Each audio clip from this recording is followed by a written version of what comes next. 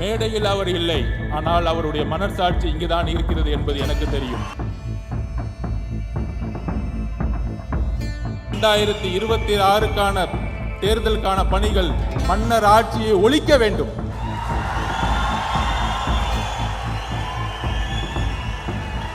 இங்க பிறப்பால் ஒரு முதலமைச்சர் உருவாக்கப்படக்கூடாது.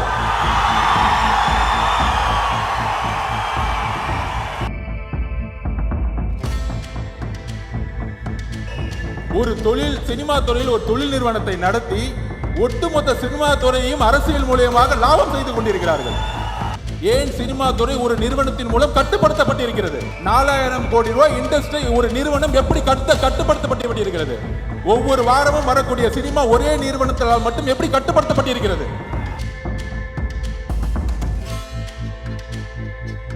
25% வச்சுக்கிட்டு எப்படி நீங்க ஒரு பெரிய கட்சி சொல்ல முடியும் தமிழ்நாட்டில்?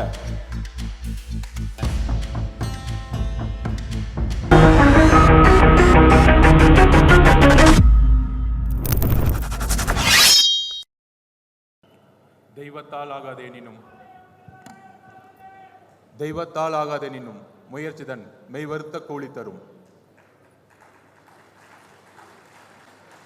வரவேற்புரை ஆற்றிய திரு பா. சீனிவாசன் அவர்கள், நிர்வாக இயக்குனர், விகடன் குழுமம். நூலை பெற்றுக்கொண்டு சிறப்புரை ஆற்றக்கூடிய திரு கே. சந்துரு அவர்கள், மேனாள் நீதிபதி, சென்னை உயர்நீதிமன்றம். திரு ஆனந்த் தெல்டும்பே அவர்கள், சமூக செயற்பாட்டாளர், அம்பேத்கரின் பேரன். நன்றியுரை ஆற்றக்கூடிய திரு முருகன் அவர்கள் மற்றும் இன்றைக்கு சிறப்பு விருந்தினர்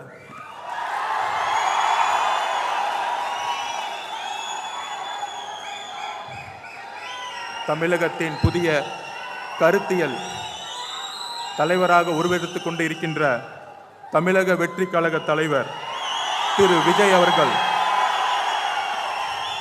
அவர்களுக்கும் இங்க இருக்கக்கூடிய பத்திரிகை நண்பர்களுக்கும் விடுதலை சிறுத்தைகள் கட்சிகளுடைய தோழர்களுக்கும் தோழிகளுக்கும் தமிழக வெற்றி கழக தலைவர் கட்சியுடன் தொண்டர்களுக்கும் என்னுடைய வணக்கம். நூல் உருவாக்க உரை. நமக்கு ஏன் இத்தனை எதிரிகள் அப்படின்னு பெரியார் சொல்லுவார். அதற்கு முக்கிய காரணம் ஆதிக்கம். ஆதிக்கத்தை எதிர்க்கக்கூடியவர்கள் எல்லோருக்கும் எதிரிகள் உருவாகி கொண்டுதான் இருப்பார்கள், விமர்சனங்கள் இருந்து கொண்டுதான் இருக்கும்.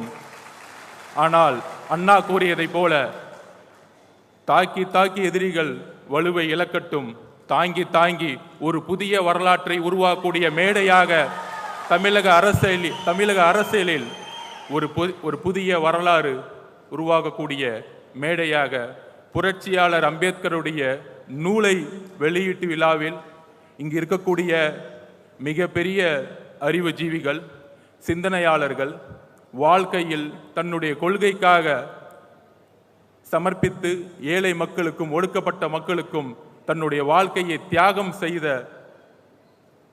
தலைவர்கள் முன் ஒரு பள்ளி மாணவனாக இந்த மேடையில் வாய்ப்பு அமைப்பு கொடுத்த விகடன் குழுமத்திற்கு என்னுடைய பணிவார்ந்த நன்றிகள்.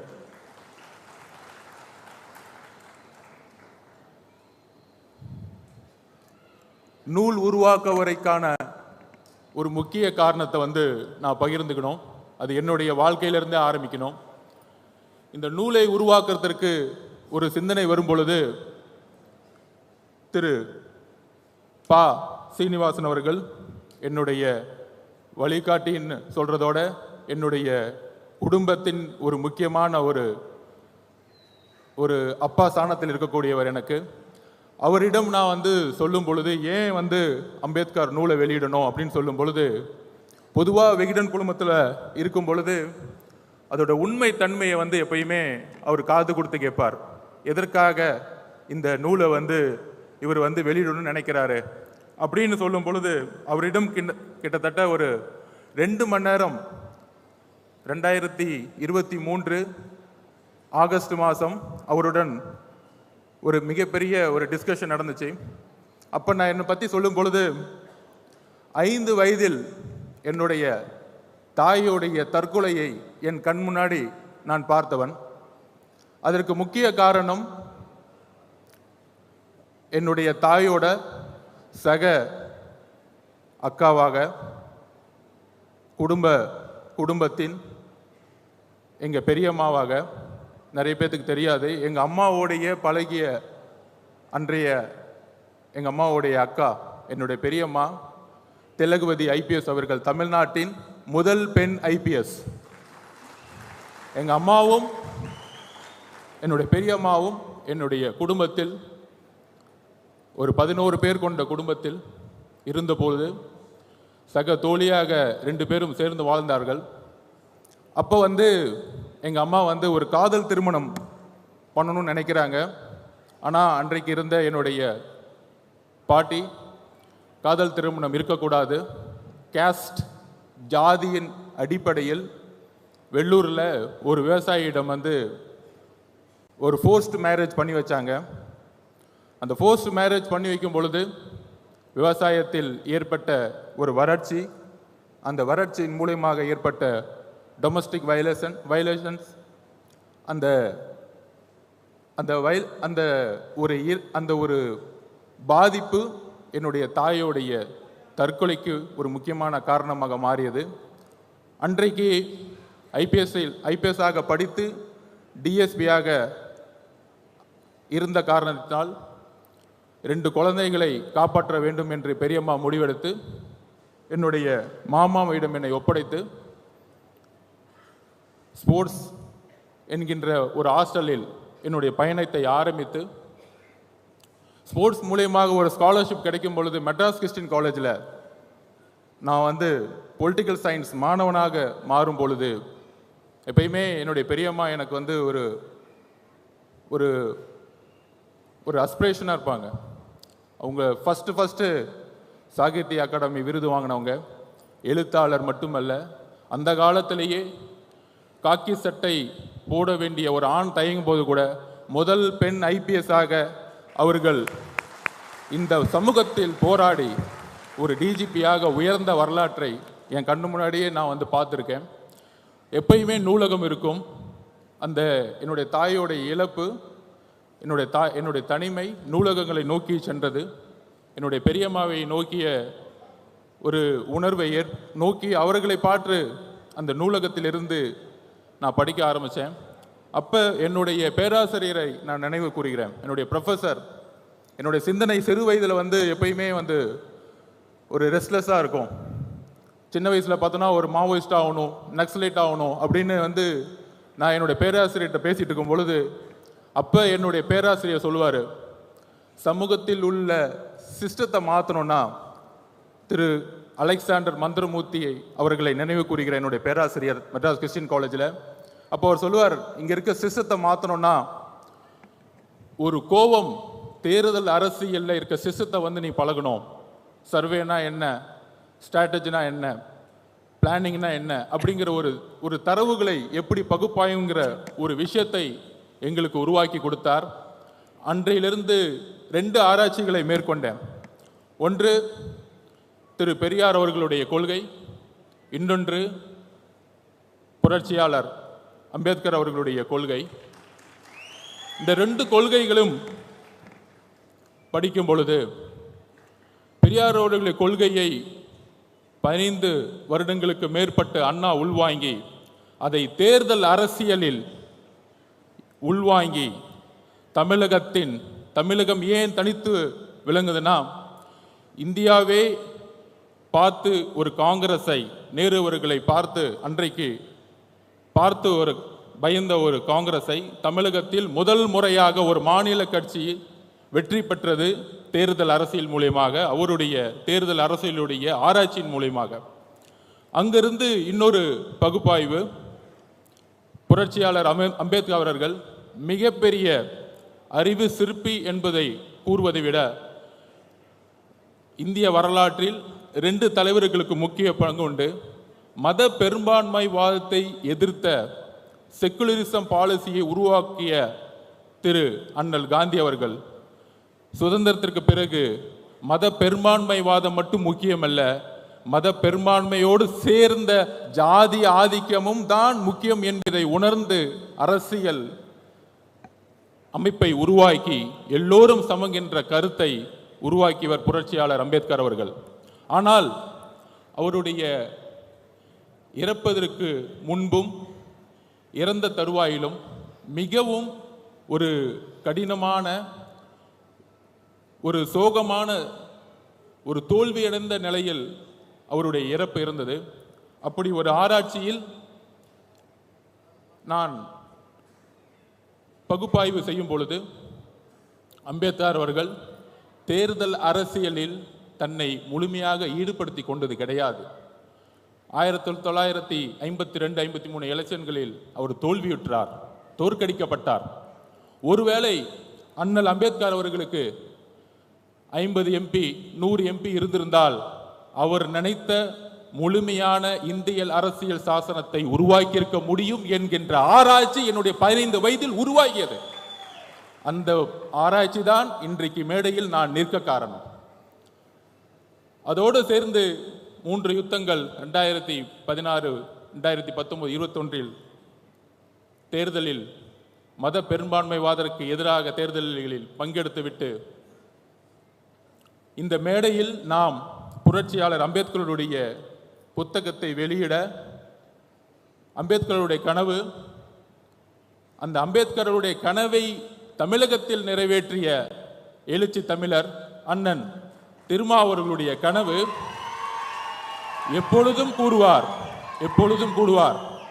மேடையில் அவர் இல்லை, ஆனால் அவருடைய மனசாட்சி இங்குதான் இருக்கிறது என்பது எனக்கு தெரியும். கால சூழ்நிலைகள் தலித் மக்களுடைய விலங்குகளை உடைக்கும். அதற்கான நேரம் கூடிய விரைவில் வரும். சுய சிந்தனை கொண்டவர்கள் தான் மனிதர்கள். ஆம், நாமும் மனிதர்கள். மன்னர் பரம்பரையை உருவாக்க தமிழகம் இனி ஒருபொழுதும் இடம் தராது. மன்னராட்சி ஒழிக்கப்பட்டது. மன்னர் பரம்பரையை ஒழிப்பதற்கு இன்றைக்கு புரட்சியாளர் அம்பேத்கருடைய சிந்தனைகள் நமக்கு தேவைப்படுகிறது. அந்த பகுப்பாய்வுடன் திருமா அண்ணனுடைய கனவு என்ன? தலித் அவர்கள்தான், தலித் மட்டுமே பேசிக்கொண்டிருந்த தலைவர் அம்பேத்கர் அவர்களை இன்றைக்கு தலித் அல்லாத ஒரு விஜய் அவர்கள், சகோதரர் விஜய் அவர்கள் வெளியிடுவது என்பது புரட்சியாளர் அம்பேத்கர் அவர்களுடைய அண்ணன் திருமா அவர்களுடைய கனவு இன்று விகடன் மூலம் நிறைவேற்றப்பட்டிருக்கிறது.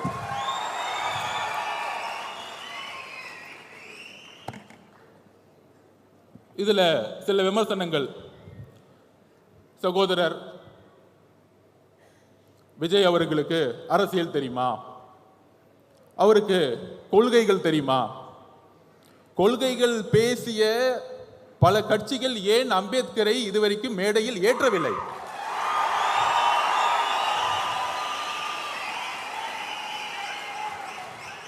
இன்றைக்கு இந்த புத்தக விழாவின் வெற்றி, திரு நிர்வாக இயக்குனர்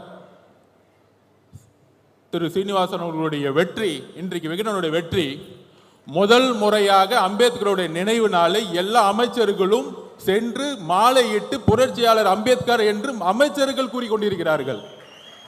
இதுதான் வெற்றி, எங்களுடைய வெற்றி, எங்களுடைய பிரச்சாரத்துடைய வெற்றி. சோ அந்த பகுப்பாய்வில் அம்பேத்கர் அவர்கள் ஏன் தோல்விற்றார் என்ற கேள்வி என்னுடைய 15 வயதில் உருவாகியது. என்னுடைய தாயினுடைய இழப்பு, என்னுடைய தனிமை அரசியலை நோக்கி என்னுடைய 15 வயதிலே செல்ல வைத்தது. அதனால்தான் 3 யுத்தங்களில் தேர்தல் அரசியலை கற்றுக்கொண்டு இங்கு வந்திருக்கிறேன். எங்கிருந்து கற்றுக்கொண்டு வந்திருக்கிறேன் என்றால் எல்லாருக்கும் தெரியும். சோ சில விமர்சனங்கள், இதற்கு பதில் சொல்வதை விட 2026 தேர்தலுக்கான பணிகள் 2026க்கான தேர்தலுக்கான பணிகள் மன்னர் ஆட்சியை ஒழிக்க வேண்டும்.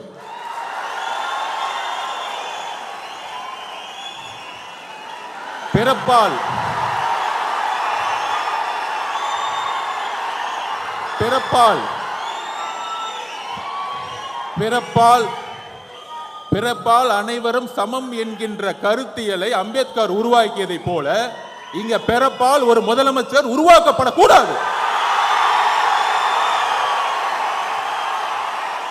தமிழகத்தை ஆள வேண்டும் என்றால் ஒரு கருத்தியல் தலைவர் தான் ஆள வேண்டும். கருத்தியல் பேசிக்கொண்டு ஆட்சிக்கு வந்த பிறகு ஒரே ஒரு பதிவை செஞ்சுக்கிறேன். மத பெரும்பான்மைவாதம் பேசிக்கொண்டு இங்க இருக்கக்கூடிய நம்மில் ஒரு யுத்தியை உருவாக்க வேண்டும். 2014 ஏன் பிஜேபி வெற்றி பெற்றது? 2014 பிரசாந்த் கிஷோர் அவர்கள் என்னிடம் உரையாற்றும் போது சொன்னார், மோடி அவர்களுடைய பிரச்சாரம் குடும்ப ஆட்சி,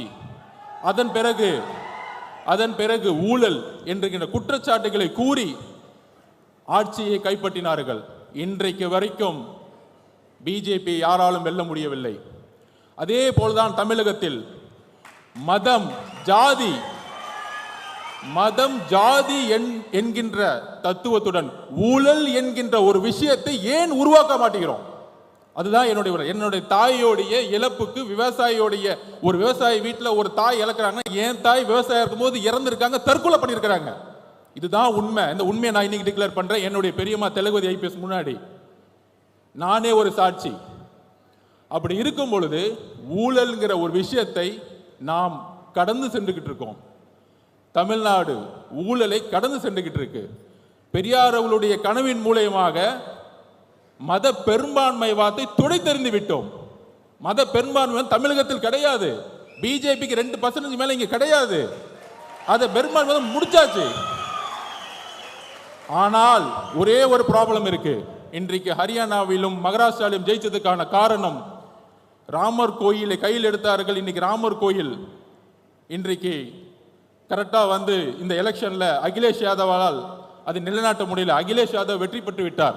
ஒரு தலித்தை பொது தொகுதியில் நிறுத்தி வெற்றி பெற வைத்து ராமர் கோயிலுங்கிற ஒரு தத்துவத்தை உடைத்து விட்டார்.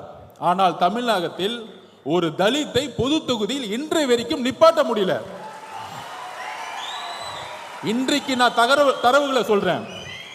2011 தரவுகளின் அடிப்படையில் 1,40,00,000 தலித்துகள் இருக்கிறார்கள். ஆனால் ஆட்சியிலும் பங்கு, அதிகாரத்தில் பங்கு என்று கூறினால் அது தவறு என்று யாரு சொல்றாருன்னா, எல்லோரும் சொல்ற மாதிரி சனாதானம் எங்கிருந்து வருதுன்னா, பிஜேபி சொன்னா மட்டும் சனாதானம் கிடையாது. ஒரு சாதாரண மனிதன் ஒரு முதலமைச்சரா வரணும், ஒரு தலித் ஒரு முதலமைச்சரா வரணும்னு சொல்லும் பொழுது அதில் முதல் குரலாக ஒலித்த குரல் திரு விஜய் அவர்களுடைய குரல். ஆட்சியிலும் பங்கு, அதிகாரத்தில் பங்கு ஏன் சொல்லக்கூடாது? அதை ஏன் ஒளிச்சு வைக்கணும்? அதுக்கு ஸ்ட்ராட்டஜிலாம் தேவையில்லை. இனிமேட்டு அரசியல ஒளிச்சு வச்சு பண்ண வேணாம். எடுத்தோடனே ஸ்ட்ரைட்டா நெஞ்சுக்கு நேரம் பேசுவோம். முதுகு பின்னாடி பேசலாம் தேவையில்லை.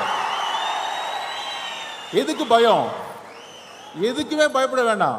அந்த அளவுக்கு, அதாவது சினிமா துறையில் இன்றைக்கு அவரை சுத்தி 2000 கோடி ரூபாய் ஒரு தொழில் இருக்கு. அதை விடுறதுக்கு ஒரு மனசு வேணும். ஆனால் இங்கே ஒரு சினிமா துறையில் ஒரு தொழில் நிறுவனத்தை நடத்தி ஒட்டுமொத்த சினிமா துறையையும் அரசியல் மூலமாக லாபம் செய்து கொண்டிருக்கிறார்கள். ஆனால் இன்றைக்கு வரைக்கும் அது குரல் இல்லை. இந்த குரல் எங்கிருந்து வர வேண்டும்?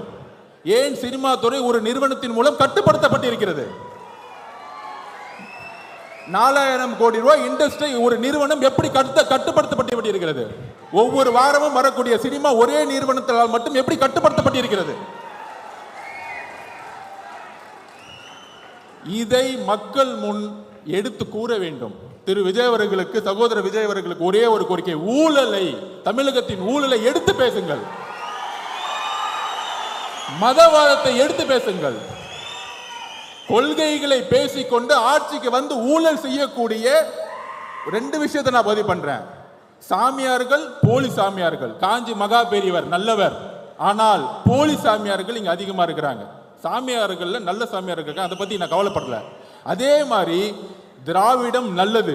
திராவிடம் என்றால் ஒண்ணுதான். நிறைய அறிவிச்சுகள் நிறைய பேசுவாங்க. நானும் நிறைய படிச்சுட்டேன். எல்லோரும் சமன் சொல்றதான் திராவிடம், வேற ஒண்ணு கிடையாது. தமிழ் தேசியம்னா விடுதலை தமிழ் தேசியம்னா விடுதலை புலிகள் பிரபாகரன் சொன்ன எல்லோரும் சமம், அவ்வளவுதான். அவரும் தான் சொன்னாரு. விடுதலை புலிகள் பிரபாகரன் அவர்கள் எப்பையும் ஜாதி மதத்தை பார்த்தது, மொழியை பார்த்ததில்லை. ஸோ அப்ப ஒரே ஒரு விஷயம் இருக்கு, இங்கு ஜாதியின் அடிப்படையில் உருவாகக்கூடிய தேர்தல் அரசியல், அதுதான் பிரச்சனை. நான் தலைவர் திருமாவளவனோட தேர்தல் பிரச்சாரத்துக்கு போயிட்டு இருக்கும்போது அங்க இருக்கக்கூடியவர்கள் வெறும் தலித் ஏரியாவுக்கு மட்டுமே அவர் கூட்டிட்டு போயிட்டு இருந்தார். அப்ப தேர்தல் அரசியல் எந்த அளவுக்கு தமிழகத்தில் மோசமாக இருந்து கொண்டிருக்கிறது, ஜாதியோடைய கட்டமைப்பு. நம்ம சொல்றோம் யூபியில இந்துத்துவ அடிப்படையில் இந்த இடத்துல முஸ்லிம் கேண்டிடேட், இந்த இடத்துல இந்து கேண்டிடேட் போட்டா எலெக்ட் பண்ணும்போது கான்ஃபிளிக்ட் வந்துடும், நேர்மையா இருக்க மாட்டாங்க அப்படின்னு ஒரு பிஜேபி மத பெரும்பான்மை அரசியல் பண்றாங்கன்னு சொல்றோம். அதே தானே நம்ம இங்க பண்றோம். மதத்தை தூக்கி எறிஞ்சிட்டோம். ஆனா இந்த இடத்துல இந்த கம்யூனிட்டி 60% இருக்காங்க, அதனால தூக்கி அமைச்சரை போடு. ஓகே, அப்படி அமைச்சரா வரவங்க என்ன பண்றாங்க? வேங்க வயல் பிரச்சனை இன்றைக்கு வரைக்கும் தீர்க்க முடியாத காரணம் என்ன? காவல்துறை காரணம் அல்ல, காவல்துறை காரணம் அல்ல. ஒரு கான்ஸ்டபிளால் அதை பண்ண முடியும், ஒரு கான்ஸ்டபிள் 24 கண்டுபிடிக்க முடியும். மலம் கலந்த தண்ணீர், அம்பேத்கர் அவர்கள் தண்ணீர் போராட்டத்திற்காக எப்பொழுது பிரச்சனை கையில் எடுத்தாரோ அதே மாதிரி இன்றும் 50 வருடங்கள் 75 வருடங்கள் இந்த பிரச்சனை போயிட்டு இருக்கு. ஒரு தண்ணீர் தொட்டியில மலத்தை கலந்துருக்கிறாங்க, ஒரு வாரமா அந்த தண்ணியை குழந்தைகள் குடிச்சிட்டு இருக்காங்க. ஆனா இன்னைக்கு வரைக்கும் நம்மளால கண்டுபிடிக்க முடியல. போலீஸ் காவல்துறையினால இல்ல, ஜாதியின் அடிப்படையில் தேர்ந்தெடுக்கப்பட்ட ஒரு எம்எல்ஏ, ஒரு அமைச்சர், இதுதான் காரணம், வேற எந்த காரணமும் கிடையாது. பாதிக்கப்பட்ட மக்கள் சார்பாக நான் பேசுறேன். 1,40,00,000 பேர் தலித் மக்கள் இருக்காங்க, அதுல ஆதி திராவிட மக்கள் 92,00,000 பேர் இருக்காங்க. ஆனா அவங்களுக்கு ஆட்சியிலும் பங்கு அதிகாரம் பங்கு கொடுன்னு கேட்டா தப்புன்னு சொல்றாங்க. 25% தான் இருக்கு உங்களுக்கு. 25% வச்சுக்கிட்டு எப்படி நீங்க ஒரு பெரிய கட்சி சொல்ல முடியும்? தமிழ்நாட்டில் கூட்டணி ஆட்சியை உருவாக்க வேண்டும் தமிழகத்தில், அதில் தலித் மக்கள் பெரும்ப வேண்டும். சமூக நீதியை உருவாக்கிட்டோம், சமூக நீதி 69% உருவாக்கிட்டோம். எல்லாருக்கும் வேலை கிடைச்சிருச்சு, டாக்டர் ஆயிட்டாங்க, இன்ஜினியர் ஆயிட்டு இருக்காங்க, எல்லாம் ஓகே. ஆனா அரசியல்ல அதிகாரத்துக்கு வரணும், விடவே மாட்டாங்க. மன்னராட்சி, மன்னராட்சி தான் இங்க இருக்கு. மன்னராட்சியை கொஸ்டின் கேட்டா உடனே சொல்லிடுவாங்க, நீ சங்கி, நீ சங்கின்னு சொல்லு, இல்ல அர்பன் நக்சலைட் சொல்லு, இல்ல மாவோன்னு சொல்லு, அதை பத்தி எங்களுக்கு எந்த கவலையும் இல்லை. தமிழக மக்கள் புதிய அரசியலை உருவாக்க முடிவெடுத்து விட்டார்கள். திரு சகோதரர் விஜய் அவர்களுக்கோ அண்ணன் திருமா அவர்களுக்கோ அனைத்து கட்சிக்கோ ஒரு புதிய அரசியலை, இளைஞருக்கான அரசியலை உருவாக்குவோம். புரட்சியாளர் அம்பேத்கர் ஒரே ஒரு கனவு தான் சொன்னார், நீங்க எதுக்கு வேணா போராடுங்க. தலித் மக்களை பார்த்து உடனே சொன்னாங்க, அதிகாரத்தை நோக்கி போராடுங்கள், அதிகாரத்தை உருவாக்குங்கள். அதிகாரம் தான் நம்மளுடைய சமத்துவ மின்மையை தூக்கி எறியும். என்னுடைய தாய் இறப்புக்கு ஒரு காரணம் ஜாதி, அந்த ஜாதியை தூக்கி எறியதுக்கு தான் தலைவர் திருமாவளவன் கூட போய் சேர்ந்தேன். எல்லாரும் சொல்லுவாங்க, என் கம்யூனிட்டி சர்டிஃபிகேட்டை பார்த்துட்டாங்க, இவரு அவருன்னு. எனக்கே என் ஜாதியை தெரியாது. ஏன்னா நான் ஒரு விளையாட்டு வீரன், தமிழக விளையாட்டு ஆடில் படிச்சு இந்தியாவோட பிரசிடண்டா நின்றுட்டு இருக்கேன். இன்னைக்கு இந்தியாவோட பிரசிடண்டா நின்றுட்டு இருக்கேன். ஸோ என்னுடைய ஒரே வேண்டுகோள், ஜாதியை தீண்டாமை ஒழிப்பது முக்கியம் அல்ல, ஜாதியை அழித்தல் முக்கியம், ஜாதியை அழித்தல் முக்கியம். தலித் மக்களுடைய பிரச்சனை தலித் மட்டும் பேசக்கூடாது. சகோதரர் விஜய் அவர்கள் வேங்க வயலுடைய கிராமத்திற்கு செல்ல வேண்டும், அந்த மக்களுடன் உரையாட வேண்டும். நீங்க ஃபீல்டுக்கு வாங்க. மேலவேலு முருகேசன் அவர்களுடைய ஒரே நாள் 7 பேர் வெட்டப்பட்டிருக்காங்க, அந்த வில்லேஜுக்கு வாங்க. உங்களுடைய பிரபலம், உங்களுடைய ஒரு வார்த்தை தமிழகத்தில் இன்றைக்கு எப்படி எல்லா அமைச்சர்களும்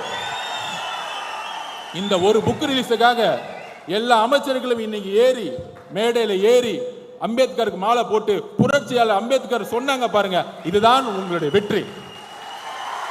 இதுக்கு தான் இந்த மேடையை உருவாக்கணும், இந்த மேடையை அதற்கு தான் உருவாக்கினோம். புத்தக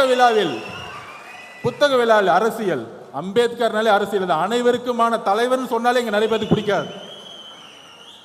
திரு பெரியார் அவர்களும் அம்பேத்கரோட கொள்கையிலும் இணைந்து இனிமேல் பயணிக்க வேண்டியணும். இணைந்து பயணிக்கணும். அப்படி இணைந்து பயணிச்சாதான் தமிழகத்தில் புது மாற்றங்கள் வேணும், புது மாற்றங்கள் உருவாகும். ஓடப்பனாயிருக்கும் ஏழையப்பன் உதயப்பன் ஆகிவிட்டால் ஓர் நொடிக்குள் ஓடப்பன் உயரப்பன் எல்லாம் நிலை மாறி ஒப்பப்பர் ஆகிவிடுவார். புரட்சியாளர் பாரதிதாசன் கூறியதை போல ஏழைகள் ஒன்று சேர்ந்தால் உங்களை தூக்கி எறியக்கூடிய காலம் உருவாகும். புதிய அரசியல் நோக்கி நாம் செல்லுவோம். நன்றி, வணக்கம். ஊடகம் கார்ப்பரேட் அரசியல்வாதிகளின் கைப்பாவையாக அடிமைகளாக இருந்தது போதும். இனி சாட்டை எடுத்து சுழற்றும் நேரம் வந்துவிட்டது. ஊடகம் பொதுமக்களாகிய உங்களுக்காக உங்களாலேயே இயக்கப்பட வேண்டும். ஊடக சுதந்திரத்திற்காக உங்களின் பங்களிப்பை இன்றே அளித்திடுங்கள்.